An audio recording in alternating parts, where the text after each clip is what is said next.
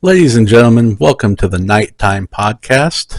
I am your host, Matt Higgins.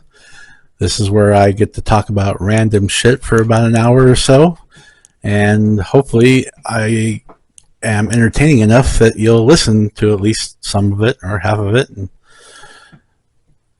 all of it if you're down. Lots of stuff going on in the news. First of all, Donald Trump. I'm recording this Monday, the 22nd. Donald Trump is in trial. It is in court on trial, and the opening statements are being given in his election interference case, where he paid off a porn star to not talk about him banging said porn star while his wife was, had just had their baby. The guy cheats. Trump cheats. I think he's cheated on every wife he's ever had. So he's not the moral compass. He's not anointed by God like everybody says he is. And hopefully this first of several trials will go the way it should if law and order prevails, and he will pay his fines. He'll be found guilty. If he's guilty, he'll pay his fines, maybe do a little jail time. I don't know. But the one thing he doesn't need to be is president ever again. He is a fucking social nightmare. He's the fact that almost a third to a half of the country find this man as intriguing as they do, and see him as the ship that's going to steer us, the captain that's going to steer us, the ship, this country in the right direction, fucking blows my mind. I don't fucking get it. I knew this guy was a piece of shit before he ever got into politics. I never liked him on The Apprentice. I thought it was a stupid goddamn show. He's always been a con man. He's a used car salesman in a shitty, ill-fitting suit that looks like he buys it off the rack. He's a liar. He's a misogynist. He's a xenophobe. He's a homophobe. You know, I don't know. He has no endearing qualities other than the unintentional humor he provides when he speaks. You know, when he plays the accordion when he talks. That drives me insane. It's almost like a dumber version of George W. Bush. And God, do I fucking have, after having Trump as president, I longed for George W. I did. And he was a fucking warmonger, religious fucking buffoon. But hey, I don't even know. I can't blame the people that like Trump, I guess, because, well, I can't blame Trump for being Trump, because Trump is just playing to an audience, and that audience is half the country who think and feel the same way he does.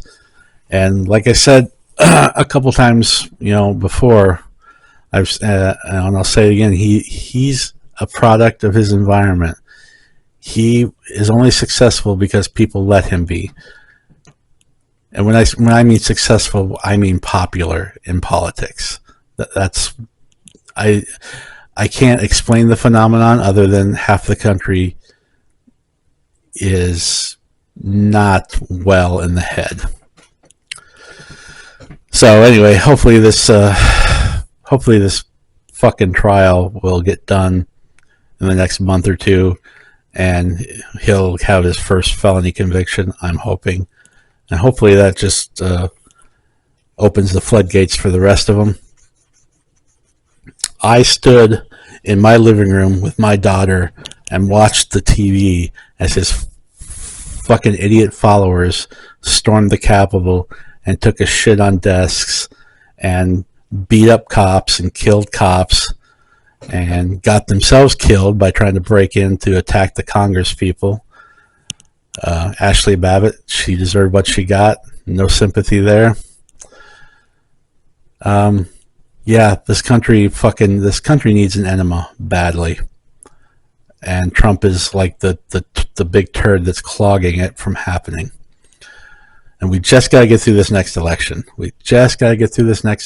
Hopefully Biden can win and pull it out. And I've said this before, I am not a fan of Biden. I don't hate him, but I don't like him. I don't think he's fit to serve. The guy's too fucking old. He can barely keep his eyes open. He can barely put sentences together.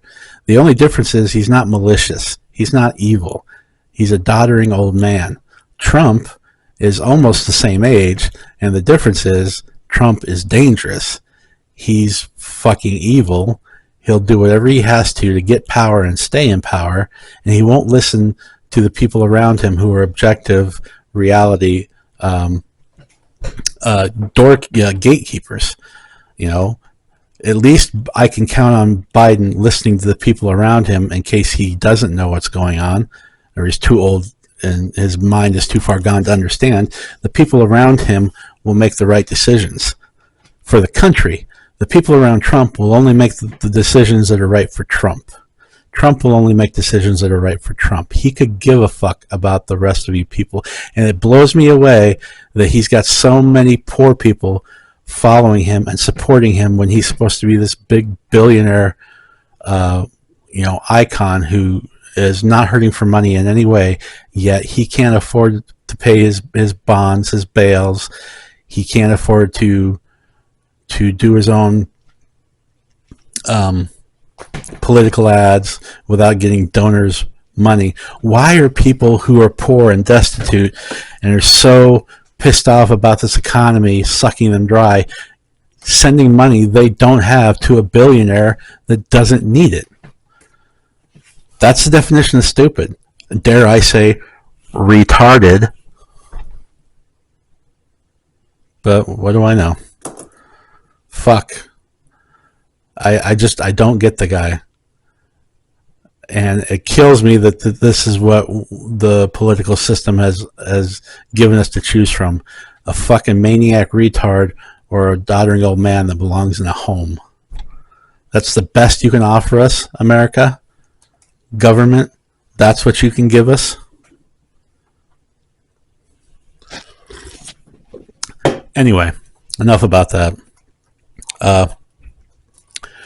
Here, I live in Iowa, in Des Moines, or in Nevada, and for the last month and a half to 2 months, we have been experiencing some serious goddamn windy weather, like 20 to 30 miles an hour constantly every goddamn day. Does anybody know what's going on? Is this a climate shift? Is this going to be a permanent type of weather pattern? And will this windy weather follow us when it gets hotter? Because that's when I need the goddamn wind, is when it's 80 and 90 degrees out with 95% humidity. That's when I want some wind, because when I'm out walking my dogs 3-4 times a day and we're doing over, a 1.5 miles to 2 miles, I need some goddamn wind because I'm fat and I sweat, and wind would be appreciated. I don't appreciate the wind now when it's fucking 40s and 50s out, because then it makes it really cold. And I'm fat and I'm cold, which should tell you just how bad that wind is. So, yeah, if anybody's got any understanding of what's going on with the weather, I would entertain any explanation you have, because I don't have one. I just know that it's bad. I've noticed the seasons are changing. They're not happening when they are supposed to. It seems like there's a shift going on. And you can tell because the birds don't know what to do half the fucking time. Sometimes they're flying north, south, west, east, all different directions within the same week. You'll see it because they don't know. They're like, fuck, it's warm. Fuck, it's cold. Fuck, it's warm. Fuck, it's cold. I don't know what's going on. Neither do the birds. And they've got a better understanding of weather patterns than we do. So, yeah, just the weather's been weird. It's been bothering me. I also want to talk about, I'm thinking about PTSD. For the longest time, I never quite understood what it was. I knew the clinical definition, I understood what was supposed to cause it, but like a lot of things in my life, it was hard for me to empathize or sympathize with certain things if I hadn't experienced them in any way, shape, or form. Um, like I didn't know. Whenever somebody said they had a migraine, I always thought to myself, take a fucking pill and get over it, right? Because I never understood.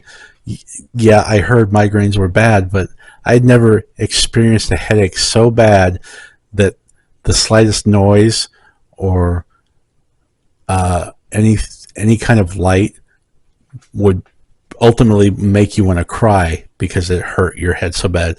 And I didn't understand it until one day I got a migraine out of fucking nowhere, just out of left field, and I was left crippled. I didn't want to do, say, move, hear anything. And I was like, Jesus fucking Christ, this is what a migraine feels like? No wonder people call in sick. So, and that kind of opened the door for other things like gout. There was a guy at work who had gout and he had to miss some work, and then he had to come to work with a cane. And I was like, what the fuck is gout? And he told me, he said, that this is what it is. He explained the clinical definition and what caused it. And he said, you could take, it hurts so bad on your foot that you could take a sheet and just drag a sheet across it and it would cause excruciating pain. And I was like, get the fuck out of here. There is no way that's a real thing. Gout? And then one day I got it. I got gout. And it made me cry. It hurt so bad. Like I couldn't walk with a cane. When it first hit, I had to crawl out of my bed on the floor, crawl to the bathroom to go to the bathroom, crawl back into bed until I could take enough pills to dull down the pain enough to go to the hospital. So, and then I was like, oh, so that's gout. I get it. Now I understand why people call in sick for that shit. Now I know why they need a cane. That is fucking painful. Fast forward to me having my psychological breakdown at work due to stress from a couple different areas, and there were several factors involved, but it was mostly about work.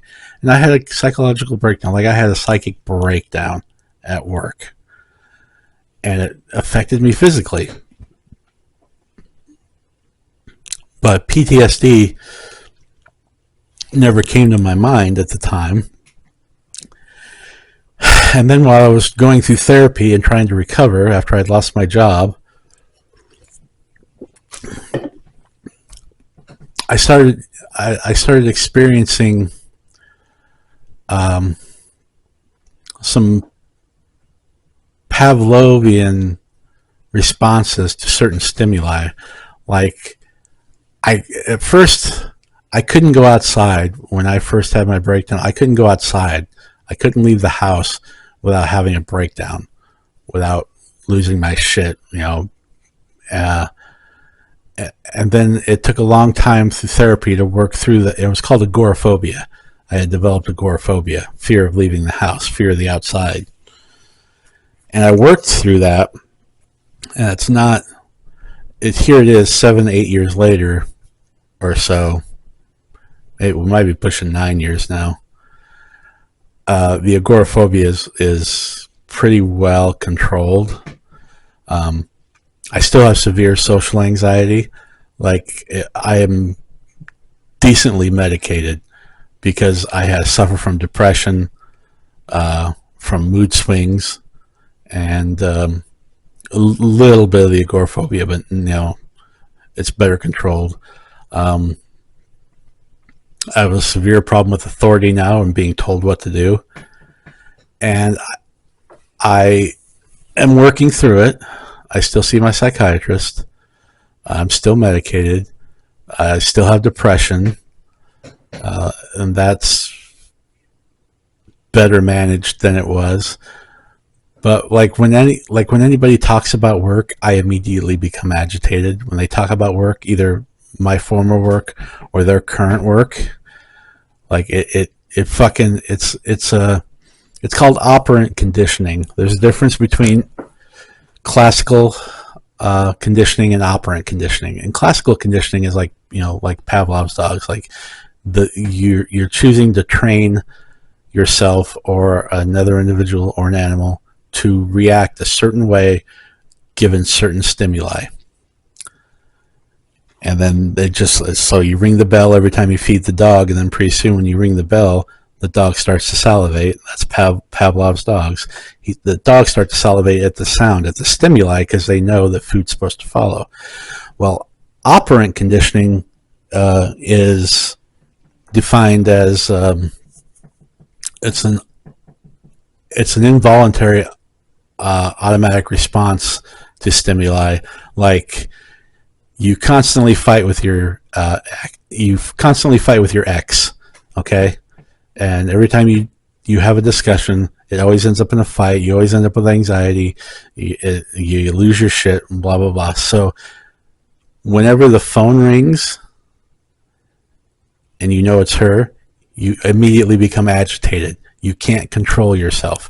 You automatically go into a state of anxiety and a mental shock, and that's what operant conditioning is you can't control that. It's just that stimuli brings to mind what's about to happen because this is what's happened in the past. You're not training yourself to do that. It just happens, and that's why it's operant and not classical. Now, PTSD is a severe form of operant conditioning. Any kind of stimuli that has anything to do with what caused your initial breakdown fucks with your head enough that you can't function properly.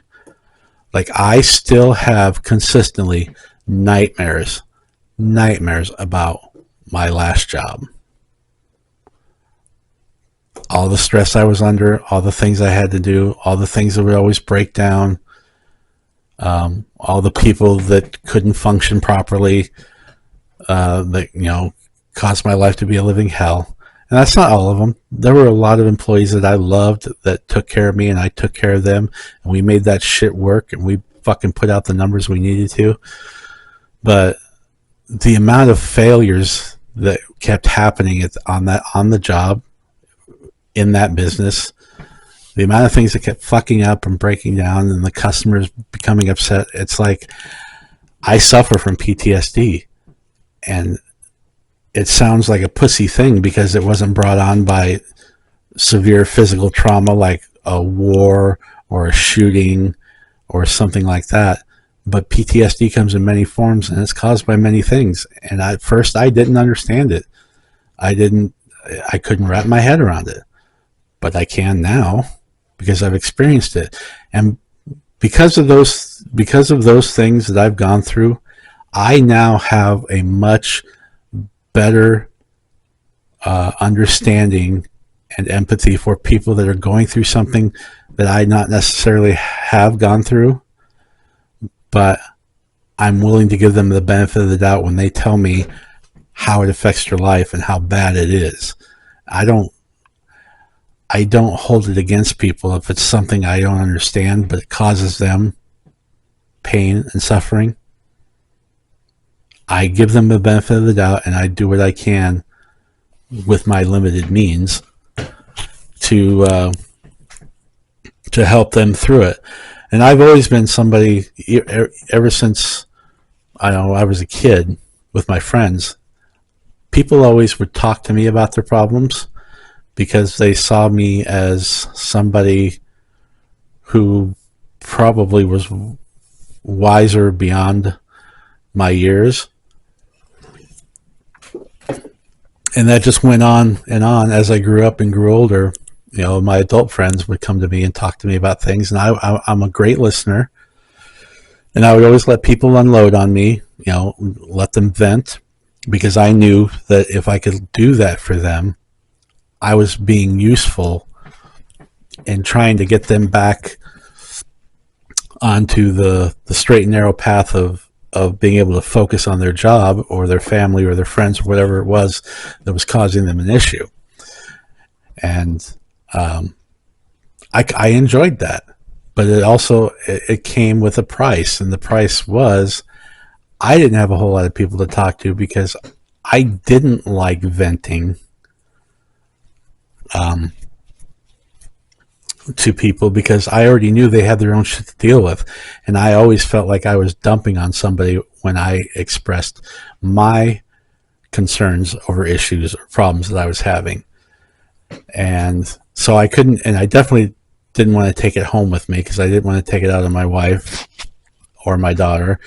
And I found it hard to go to my bosses because they seemed more concerned about getting results than hearing about the problems that was going on. Now, one guy that I used to work for, his name was Mark Klein. He taught me almost everything I knew about leading a floor and leading people, and doing the job that I was assigned to do, like bookkeeping and basic technician plastics processing, how to deal with people, how to hire, how to fire. He gave me so many opportunities to learn and grow from within, and I got nothing but respect for him. Did we butt heads now and again? Yes. I think that's natural in any business or any friendship. I considered him a true friend, and I do to this day. Now, after the breakdown, there was some lawyers involved with let's just say with how my breakdown was handled medically by the company. And there were some depositions that had to be given, and I had the transcripts of what everybody said, and I went through those recently. I kept them filed away, and I went through them recently, and I realized that the people that talk about you when you're not around, even if they're your friends or good coworkers, you get along, under oath, people will say things about you that you never thought that they would say, true or not. But there were some things that I never knew how people viewed me, I guess, honestly, until they were put under pressure, and it was either protect the company and save their ass, or throw their career away, I guess, in protecting me and not throwing me under the bus.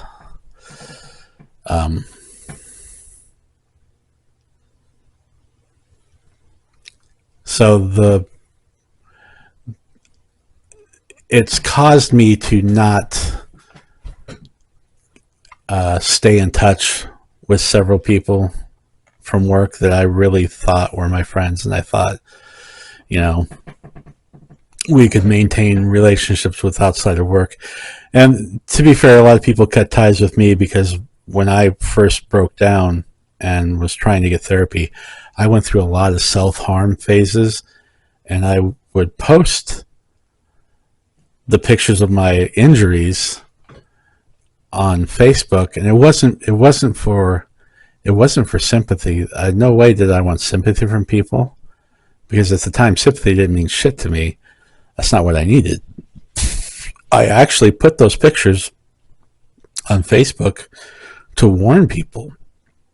It was a warning. It was a warning to my coworkers and my friends on the job that, hey, all the shit we go through isn't worth the mental health damage that it causes. And that I wanted them to understand that this is what happened to me, and I do not want it to happen to you. That's why I was very brutally honest with my assessments and my posting of the pictures. And I won't show it. I mean, I've got scars all over my arms. I don't know if you can see them very well, but burns and cuts, horrible cuts, horrible burns. I did a lot of self-harming before therapy finally was able to get me into a place mentally where I could find a little bit better way, more constructive way of expressing my anger and my anxiety. And let's face it, through the miracle of modern chemistry, my prescriptions have helped quite a bit. I'm still not able to work because I still lose my shit at the drop of a hat. It's better, but any kind of authority figure to me can eat a dick as far as I'm concerned. So it's a constant struggle for me to find ways to make myself useful. And I'm hoping by doing this, by creating these videos and talking about certain things, that it'll help me even further along towards my healing process. But I do appreciate everybody that looked out for me and helped me get through what I went through, tried to help me heal. There are a few friends that I have that are still my friends and I talk to, and I continue to be a soundboard for them when they want to vent, because I still understand how important it is, and I'm willing to sacrifice a little bit of my mental health to make sure that theirs stays on point and they stay safe and healthy. So the PTSD I go through is, constant nightmares. I will sometimes wake up from a nightmare about work, and the anxiety is so fresh and so painful that I'm thinking I gotta fucking get dressed and I gotta get to work so I can unfuck everything that just happened in my dream, because in my head it's just what happened the day before. It wasn't a dream, it happened, and now I gotta get up and I gotta go and I gotta fix it and I gotta go in and deal with it. And it takes me a few minutes to realize, oh, fuck, I'm in bed, it was a nightmare, I don't have to go, but man, does it feel real and does it hurt. And I don't wish that on anybody. I really don't. And I just hope that my friends and coworkers from the past are taking care of themselves properly and don't let the job fucking destroy what little sanity you have. Gosh, what else has been on my mind recently? I know it's been about 3 or 4 weeks since I've actually did a full podcast. I did finally get some TikToks made, put out there. Like everything in the news always bothers me, and I always save a news article to go over, because I think I read it and I go, fuck, I got to talk about that because people need to know what's really going on, and I'm thinking my objective opinion on the matter might help others to understand that, hey, you're not the only person that feels that way. Because my hope is that most of the country, when it comes down to it, can be centrists, can understand that there can be two sides to an argument and both sides can be valid, but one side or the other is always going to have more of an advantage than the other side. There are no issues that are completely black and white. There's always nuance to everything. And that's sometimes hard for people to grasp. And religion fucks that up tremendously, because if you are religious, you can't be flexible with your views. You can't compromise like a regular, normal, functioning adult, because you have the fear of hell as a backdrop for the decisions you make. But not everybody has that. So when it comes to things like abortion, I think there should be a compromise on how long you can go before an abortion becomes not a reasonable decision. Now, this 15-week ban, I'm hearing from a lot of doctors and other social media sites that there are still women that don't know that they're pregnant at 15 weeks. And so you can't have a cutoff there because they don't know. So unless you go to the doctor and your insurance will fully cover a pregnancy test every month so that you can be sure that it's done by a medical professional.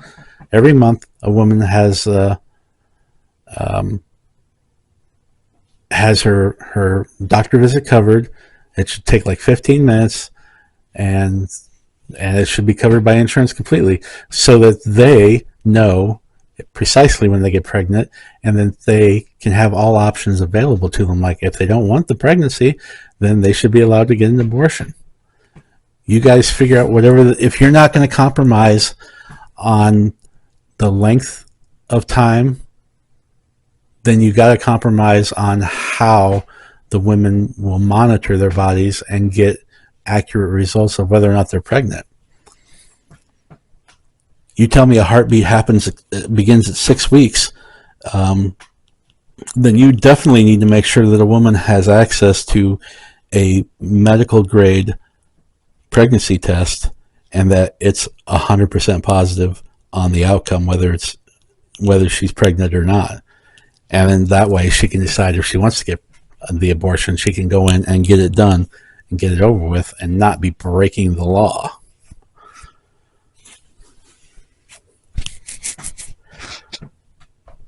Now, if you take religion out of it and just be medically objective, the women should be deciding with their doctors and then talking to the politicians about what laws should be made based off of those two people, the woman who's pregnant and the doctor who's treating her. That's it. It shouldn't be a bunch of politicians who are pandering to the religious about whether or not it's killing a baby. All right. You can't force a woman to carry a pregnancy. The amount of damage it does to her body, the inconvenience of it. If you're not going to allow her in a reasonable amount of time to abort the child, so now you're forcing a child to be born to a mother who doesn't want it, and now that child has to grow up in that environment. Now, I know Republicans and conservatives and Christians, they don't care about the baby once it's born. They could give two shits. But the reality is that that child is born and it needs help. But Republicans don't want to pay for preschool, Head Start, neonatal care, any of that shit. Free lunches, make sure that they're healthy and they're properly fed. Now they don't want to deal with that. They just once it's born, fuck you, you're on your own. And I don't get that at all. I don't get that at all. It's not like we don't have enough people anyways. I think there's plenty of humans on Earth right now that we could afford to have abortions, and it's not gonna hurt us. It's not gonna hurt us. No matter what they tell you, it's not gonna hurt us. Technology is getting to the point where we're gonna be able to have robotics that handle a lot more of the jobs that poor people are doing. And that's not because of inflation or because they want to pay people a working wage.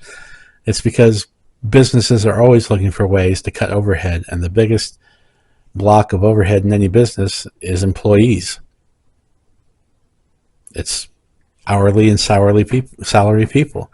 And if you can find a robot that can do that job and save them money in the long run, they'll do it. They'll get rid of your ass. And it has nothing to do with you wanting more money. The inevitability of technology and robots taking over humans' jobs, that was coming no matter what. Now they'll use that as an argument of why they want to raise their prices so that the rich people don't become poor by paying the poor people a decent amount of money so that they can live comfortably. I mean, God forbid, right? But yeah, I don't know. I'm rambling again. This is going to be a shorter podcast because I've been trying to focus on little subjects on TikTok, but I just want everybody to know that your mental health is important, and I do care about you guys, and I'm always available. I know I'm not the greatest friend because I am shit when it comes to communication and staying in touch with people, but I do care, and everybody should care about each other and support each other the best way they can. Next week, the podcast will be more of an hour. I'll have a better slate of things to talk about because I do want to talk about work some more and some of the problems I've gone through and how some of my upbringing, so people understand where I'm coming from and what I went through.